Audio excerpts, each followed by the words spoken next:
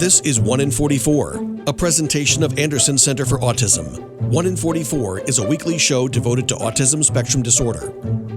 Good morning and welcome to 1 in 44, the weekly talk show on topics related to autism spectrum disorder.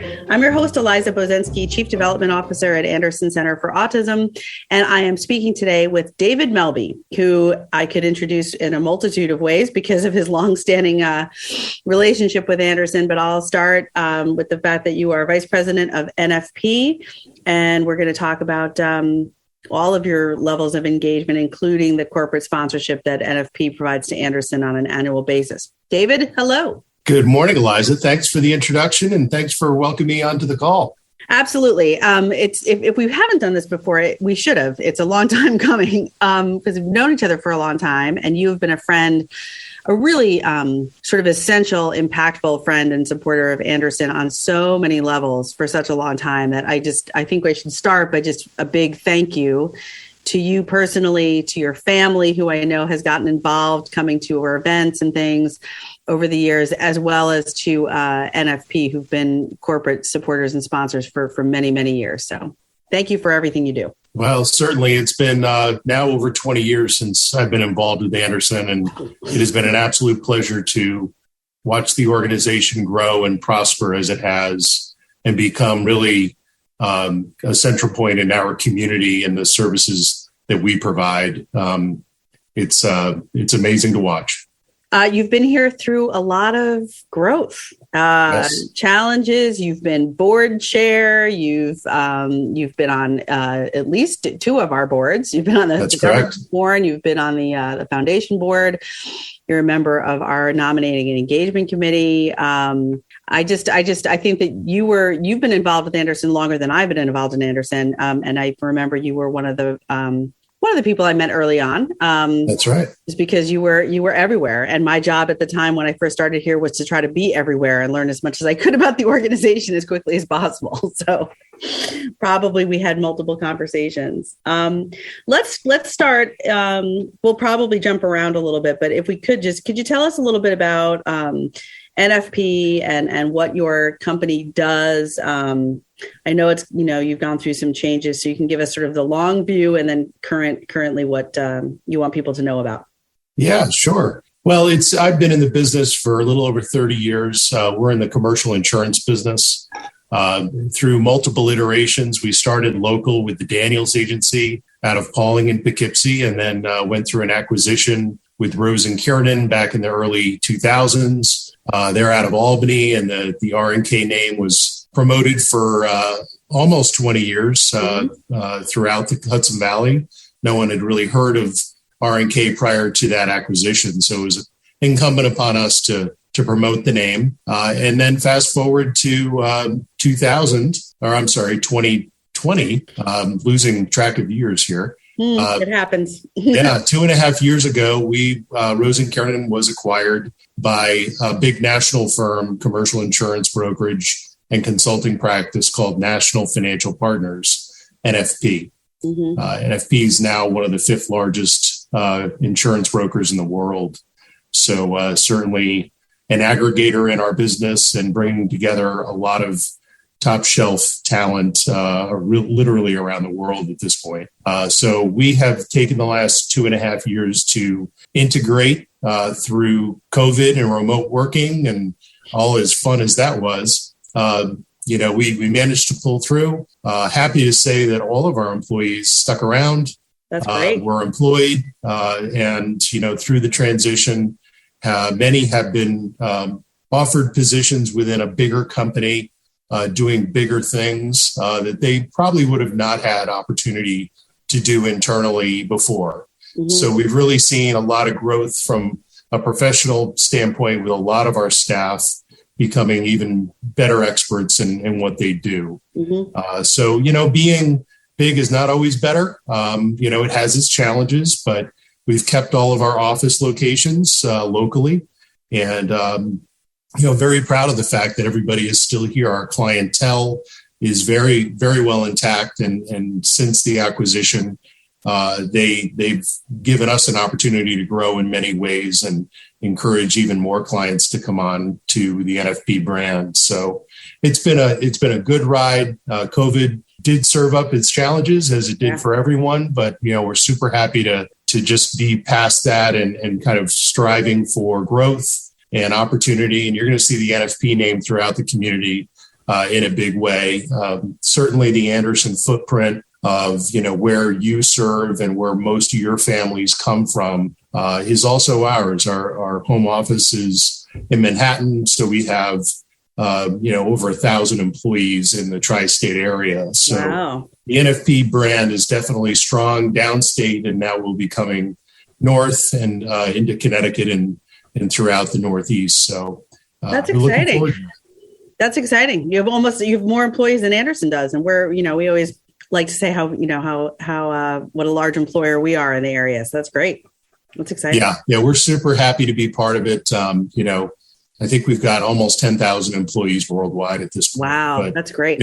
More important, local to our footprint and where we spend most of our days. We have a real strong presence and capabilities. So I'm assuming you probably get asked this question. I'm going to ask it anyway. Partially because I know you, and you're such a personable person. You sort of connect with everybody. You're very easy to talk to. You're and also your involvement with Anderson, I know, has become really personal to you, and again to your family, and to your coworkers and your colleagues and your associates and everything. So it's just really cool. So I know there's that piece to you. When it comes to insurance, what makes, in your opinion, what sets an insurance company apart from another insurance company, especially commercial insurance? What's special about NFP? Is there something unique that would be good for our listeners to know about? You said the word local several times, so I don't know if that's part of it, but maybe you could just talk about that a little bit. Yeah, in any business, you have your spheres of influence and you have your niche expertise. And throughout my career and many of my colleagues in the Hudson Valley, one of those areas has been in the social service, not-for-profit industry. Mm-hmm. So it is a rather unique, as you well know, need from an employment standpoint, from a corporate standpoint, funding sources. If you don't understand your world from an insurance standpoint, you're not going to be able to well represent Anderson in the insurance market. So it takes that level of knowledge and expertise to understand your industry specifically. If you do a good job for someone who buys insurance for Anderson Center for Autism, what happens naturally is that they tell other people in the industry about you, and word grows, and your reputation kind of precedes you after a while. And it's a nice thing. If you do a good job for one, you're asked to do it again. So it certainly has proven to be that way with us. I mean, we've grown in the social service not-for-profit space to be without a doubt the largest commercial insurance broker doing this in the Hudson Valley. So even though we're national and international at this point, I always like to bring it back to the Hudson Valley, because it doesn't really matter how big you are. What it really comes down to is who you are. So, your reputation, your local involvement, all of that culminates into what really matters when someone makes a buying decision for an organization like Anderson. If you're not known and you haven't proven yourself in any way, you're probably not going to be considered, to be part of that consideration overall for buying. Right. I mean, you're talking about something that I talk about all the time in my role here at Anderson as, leading sort of our fundraising efforts and our marketing and branding, which is relationships. You have to focus on the relationships that are closest to you, and then expand from there if you're going to have long time business, connections and relationships. And I think that's really what stands out for so many of us here when it comes to, I'm sorry, but Rose and Kiernan is still in my head. It's going to take several more years, but NFP and Anderson and and then also, again, all the individual people who we've had a chance to meet and connect with over the years. So we're coming in on just about 2 minutes for the first half of the show. And I want to introduce what we're going to hopefully talk about when we come back in a minute, which is your personal role on our boards and board service, and how, kind of what that's been like for you, and maybe over the many years, because you really have stayed involved for so long, which we appreciate very much. What that's taught you, and what you might pass on to somebody who's maybe a young professional getting started and looking for, into the question of like, why would I join a board? There's so many nonprofits around this area. What's special about that? So I'm hoping you'll share some of your experiences and what that's meant for you. And then we'll also obviously touch on the several events that NFP has sponsored this year and in past years, and what, why those are so important to Anderson, and your support is so necessary. So we're going to just lead into a quick break, and we'll come back and we'll talk about all that stuff. Sounds great. This is 1 in 44, the weekly talk show on topics related to autism spectrum disorder. I'm your host, Eliza Bozensky, and we'll be right back. And now, 1 in 44 continues on 100.7 WHUD. This is a weekly community affairs program presented by the Anderson Center for Autism. Welcome back to 1 in 44, the weekly talk show on topics related to autism spectrum disorder. I'm your host, Eliza Bozensky, and I'm speaking with all-around great guy, David Melby, also representing NFP as vice president and longtime Anderson supporter, volunteer, member of our Anderson Foundation for Autism Board of Trustees, as well as our Anderson Center for Autism Board of Trustees. Sponsoring, volunteering, putting so much thought and effort into your roles, supporting Anderson. The list goes on. But what I'd love to just jump into real quick is that board service. There are, as you know, we're a nonprofit heavy area. There are a multitude of boards that are recruiting and looking for, new people with different skill sets, different interests, different passions, looking to diversify our board in a lot of different ways. You have been involved for so long. Can you just talk about what that's meant to you and what you might pass on to somebody who's, questioning whether board service is something they might want to get involved in? That's a great question. And I think that important to note that when people are considering getting involved with a not-for-profit, as they call a lay board, where it's not a paid position, right? You have to go into it with your eyes wide open and both look at the organization, try to do your homework on its condition, both programmatically as well as financially. That can vary greatly depending on the year and depending on the organization. But also look at it as to what expertise can you bring to the table to help them if they are in need in one way or another. I got involved at the Anderson at a time when they were in need of a lot of help. Mm-hmm. They were having a lot of trouble. The state was not supporting them to the extent that they needed to. And what I was able to bring to the table was much less an insurance expertise, but much more of a community network that I had been involved with and met people throughout the years. And able to connect the dots along with other people on the board, kind of a who do you know and who knows you better and this kind of thing, where you can weave your way to Albany to get the attention that was needed at the time. Right. And, throughout the years, we've seen it start where the need was great to evolve into a full campus renovation, which is just absolutely amazing to look back and see it now. The development of the Anderson International program that is flourishing, as well as when you came on board and began the foundation and everything to build that out, and what a meaningful place that has meant for program development and expansion within the Anderson family. So really great. But I would say that first and foremost, I think anybody who's spent time on these boards would tell you that don't ever say yes to a board position unless you are fully committed to doing that. Yeah. Nobody needs your name on the letterhead if you're not willing to put the time in to help. Yeah. So if you're not really committed, don't do it. And if you do it, make sure you stay committed because they need your help.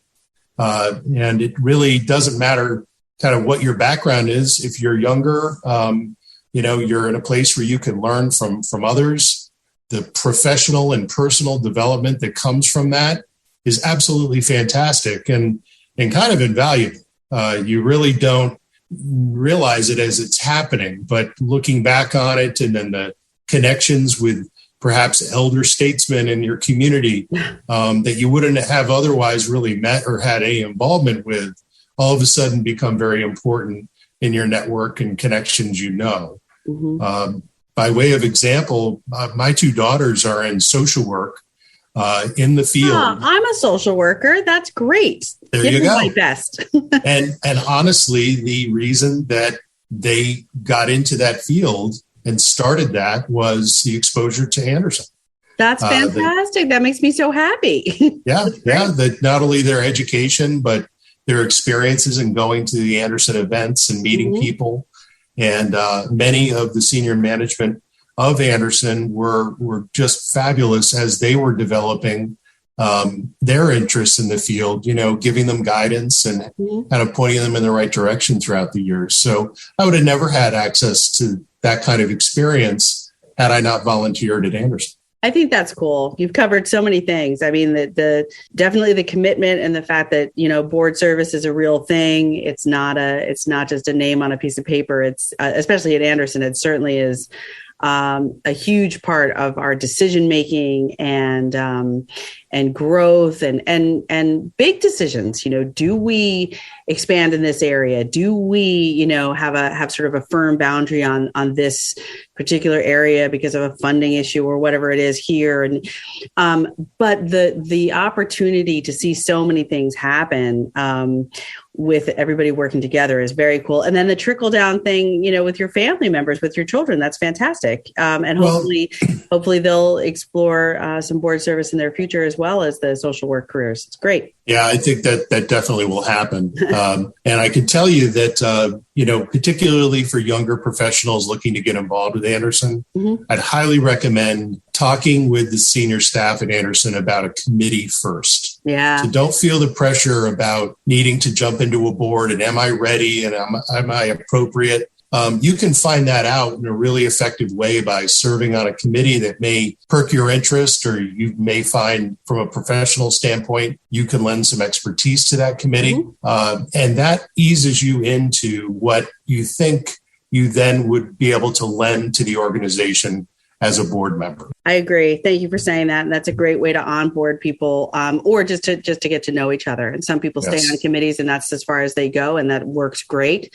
And some people move into board seats in the future. So I want to leave room for the I guess the most specific part of our conversation today, which was really for me to have the opportunity to publicly thank you and recognize NFP for your incredible financial support as sponsors of Anderson for so many years.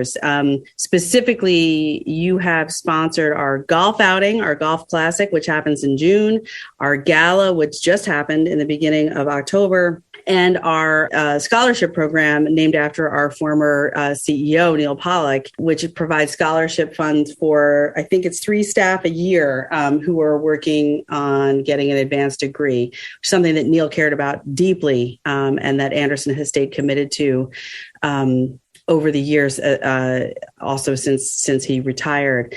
So I just want, on behalf of everybody at Anderson, the rest of the trustees, the families, most especially, who really understand the effort and the impact that the sponsors and donors make when it comes to the work that we're able to do with their loved ones, and the staff. It's just a collective thank you to NFP and the whole team for continuing to sponsor those events. Thankfully, they continue to be successful. So you are investing in a sustainable and successful organization that I think stewards your support pretty much, exactly where you want it to go, which is to the programmatic success and the work we do directly with individuals living with autism. Well, thank you for that. And one thing you'll learn by serving on a board like Anderson's is that the state-funded programs that you run don't start out that way. So many times it requires private funding to start an idea, whether it's a latchkey program or an early intervention program, you name it. The state's not always jumping in with both feet, giving you all buckets of money to just try it. No, not really. I wouldn't say buckets of money, David. Right. So it's critical that the organization have some seed money, as I call it. And this is through donation to the foundation. And the foundation then scrubs what is appropriate to spend that money on. But without that, it'd be very difficult, if not impossible, to start a lot of the programs that are now very successful at Anderson. So think about it through that vein that, it's a donation to the organization, but unlike other organizations, you are able to trace those dollars right back into development, into new programs that go right back to the community. Yeah, and that's a great lead in. I can give you a couple of examples, even more specifically, and to our listeners too. I mean, things like Anderson's participation in the Special Olympics program, not possible without some private funding and private donations from people and from businesses who care about that participation. All of the coaches, for example, Anderson's coaches are all staff who volunteer their time. They're not hired separately to do that. They're usually residential staff or educational staff who have an interest in working with the individuals we serve and getting involved in Special Olympics, which has proven to be a huge source of joy and health and wellness, but also socialization for our students and adults in our programs. Also, most recently through the pandemic and before, but certainly exacerbated greatly by the pandemic, is recruitment and retention of our team members. They are the lifeblood of this organization. Our direct support professionals, there would be no Anderson without the people who come every day and work in the houses and work in the classrooms and work in the team rooms and adult services and drive the vans and work in our medical, our health services team, our nurses, our med drivers, our operations team, the people who come and, clear the pathways and keep things safe in our facilities. The list goes on, and we employ, when we're full, about 900 people. But we've taken a hit, just like so many other organizations. But through the generosity of our donors and our sponsors, there are things that we're able to do that continue to have Anderson remain a really competitive place to work, a sought after place to work.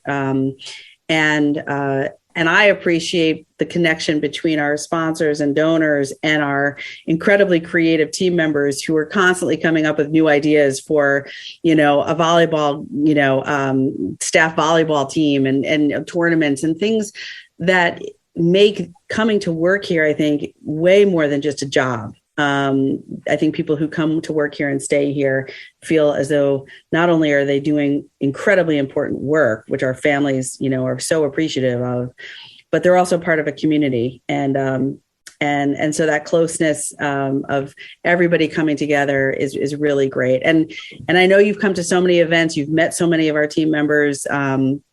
Like many other board members, you get invited to interact with team members at some sort of on-campus events. And I just, again, want to thank you for that, because it really does mean a lot to all of us when board members come out and just make that personal connection.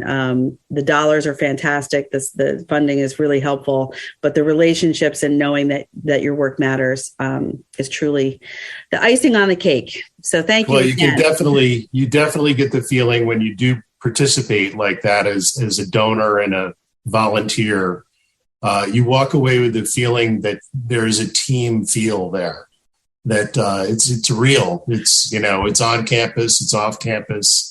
But you're part of something. It's very sincere. And, again, your sponsorship of the Golf Classic, just want to shout out, especially this year, we broke an enormous record. We've been on a record-breaking trajectory with golf, but this year we actually raised more than $100,000 at that event, which is Never happened before. So that was fantastic. We all wear our shirts. We wear our Anderson pride. We have a lot of Anderson folks who were out on the course that day and they love it. And then gala just happened and it was very successful. It was our first in-person gala since 2019. And for those who were there, I think it was just a very special, meaningful reconnection and celebration of the hard work that people do here and the generosity of so many to help make that happen, including you and Charlie and everybody at the NFP team. So thank you.